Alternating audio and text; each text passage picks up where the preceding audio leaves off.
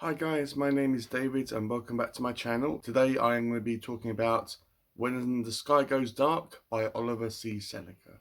This is the first ever book that Oliver ever wrote and published. I have read his second book. You don't have to read them in order, they're just completely separate related books. But I happened to read his second book first and his first book second. But again, you don't have to read them in order, they're completely different from one another. And When the Sky Goes Dark is a horror book. And yeah, I was really intrigued by it. I didn't know much about it. In fact, I went into it completely blind. I don't even think I even read the synopsis or anything like that. All I had to go by was the cover and the title. So before we get into my review on the book, which will be my own thoughts and feelings, of course, and it will be a spoiler-free video as well. But before we go through all that, guys, let's go straight over to Oliver now, where he'll be just discussing his book in general. What is going on, everybody? This is Oliver C. Seneca, and I am back again on Mr. David Walton's YouTube channel. David, I want to thank you for having me back on your channel. I very much appreciate it.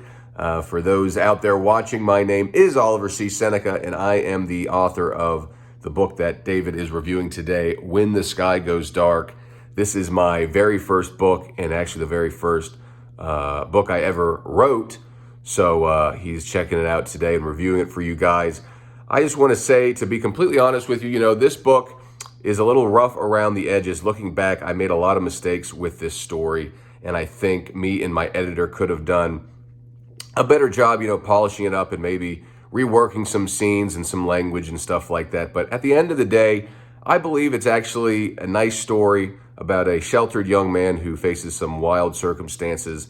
And there are a lot of themes about, relationships between, a father and his son, and, family and relatability and stuff like that. So I think at the end of the day, despite the roughness around the edges, I think there is a good story beneath there. But I'm eager to hear what my friend David thinks. So David, I'm sending it back to you, and thank you so much again for having me on your lovely YouTube channel. Take care.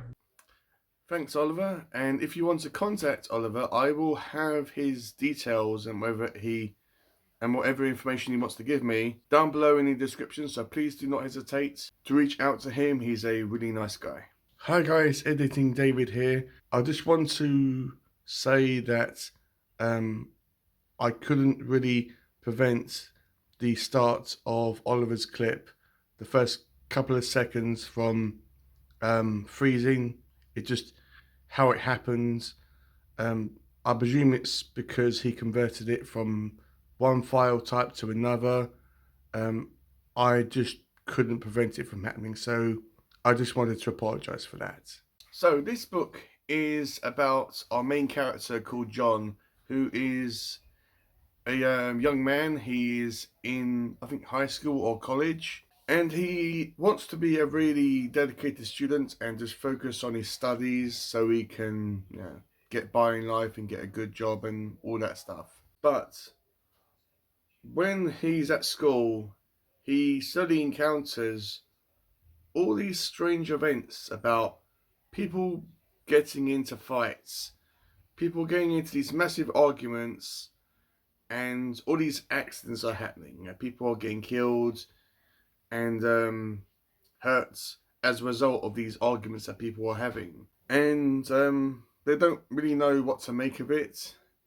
And as the story progresses, the students on the campus are acting very aggressively towards each other, and they are shouting at each other for no apparent reason, it seems. And this results in people getting hurt, people getting killed, and it results in all this anger that's heightened within people. And this is happening throughout the whole world as well. It's not just on this campus. It's being televised on the TV and the radio and online as well. So obviously John is concerned about his family. He wants to know about how they're doing, if they're okay. And he finds his phone. He actually finds this group of students that are hiding in the library, and he wants to call his parents to find out how they're doing in this dire situation because everyone is going apeshit, everyone's going mad and killing each other. So he wants to try to see if they're okay, and he goes and gets his phone, and he can't call his parents. He goes straight on to voice message, and that is the whole drive of John. He wants to go to his parents and to see if they're okay. So what's happening with all these people is kind of like a virus. They aren't monsters or zombies. They are completely human.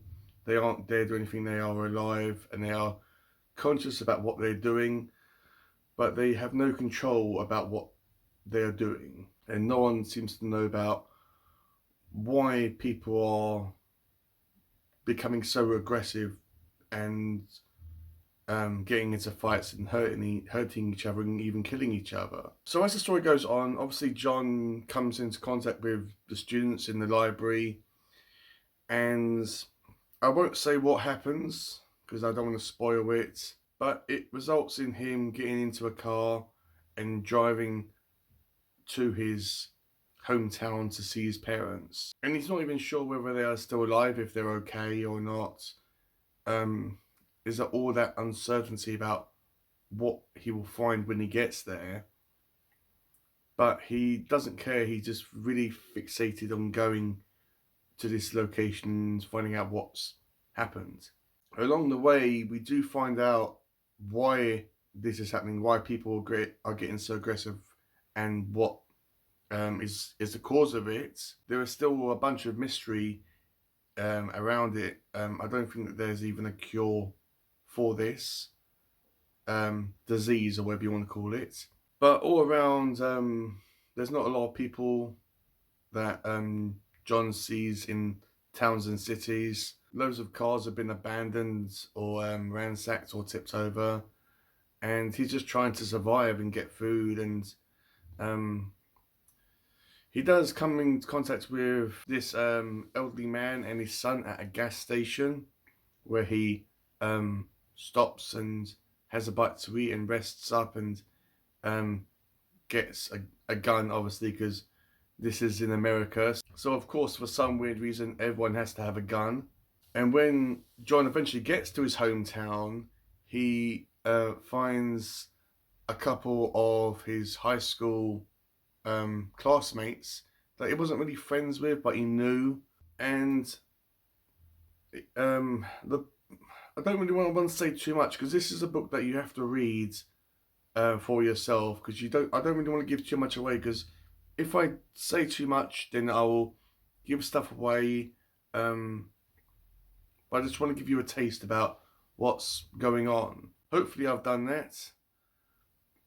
If you are really into post-apocalyptic stories or zombie-ish related stories, as I said, these aren't zombies, but close enough, I suppose.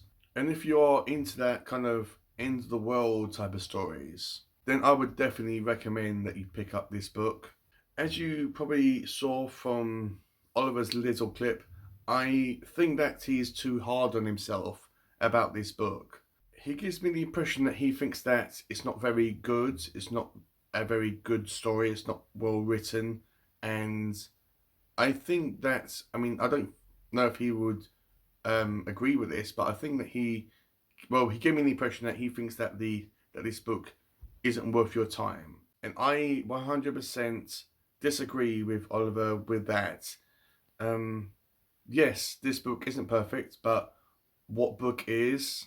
But it's definitely worth your time. The only downsides I had about this, and I told Oliver this as well, is that some of the words and phrases that Oliver uses or chose to use rather, in his book, don't really seem to fit. I mean, you can understand what he's saying and what's happening, but it's like, why did you choose this word instead of that word? Or why did you choose the character to say this instead of that? But that's just me being nitpicky.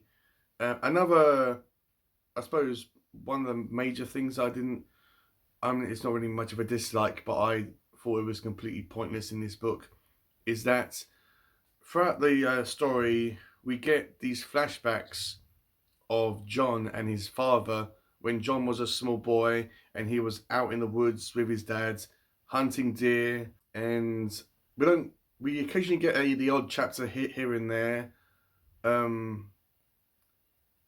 but it didn't really seem to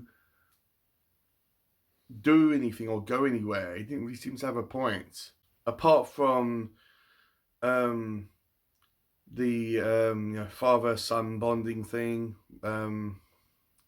But it didn't really seem to have a point. I mean, you could have taken all them chapters out of the book and it wouldn't have changed the story whatsoever. And at the end, with a couple of John's classmates that he finds out in his hometown, hiding in the house, there is a scene where they have flashbacks of one of their parents. I think it's the mum. I mean, this was a good concept, the flashbacks, because the whole point is John going on this journey to, I wouldn't say rescue his parents, but try to find out what happened to them and see if they're okay. But with the connection that we have as the reader to these parents and these characters, we don't have anything. We don't have any attachment to these parent characters. We just care about John and we want to root for him, or I was rooting for him, to go back to his home and find out what's happened to his parents. And I think that it would benefit John if he included a lot of flashbacks, not just with the father figure, but also with the mother as well, and the family in general. This could have been through just one event, or throughout several events throughout his time with his family, just so it gave us that little connection to care for these characters that John wanted to find if they were okay. But as I said, this is a really good book. I'm not sure if it's going to be in my top 10 of the year, but who actually knows. But with that said, this is definitely worth your time, guys, especially if you are into the end of the world, the post-apocalyptic storylines. I would highly recommend this book. You can get it on Kindle and in a physical copy as well. And what I'm going to rate this book, I suppose I'm going to rate it a 4 stars out of 5. Don't go into this book thinking that you're going to get all all bloody and gory and all that stuff. It's more about John's journey and the characters that are living in or surviving in this environment with these crazy people. So yeah, that's been my video for When the Sky Goes Dark by Oliver C. Seneca. Hopefully I've done the book justice. I can't wait to read anything else that Oliver writes. He did tell me that he's in the process of writing a 3rd book, so I can't wait to get to that. But let me know, have you read this book? If you have, let me know, did you like it, did you not like it? If you haven't read it, let me know if I've maybe encouraged you to read it. It is a very interesting book. And I just want to say that Oliver didn't really ask me to read this book. After I read his 2nd book, I just wanted to read his 1st book, and yeah, I'm glad that I did. So thank you for watching, guys, and I will see you in my next video.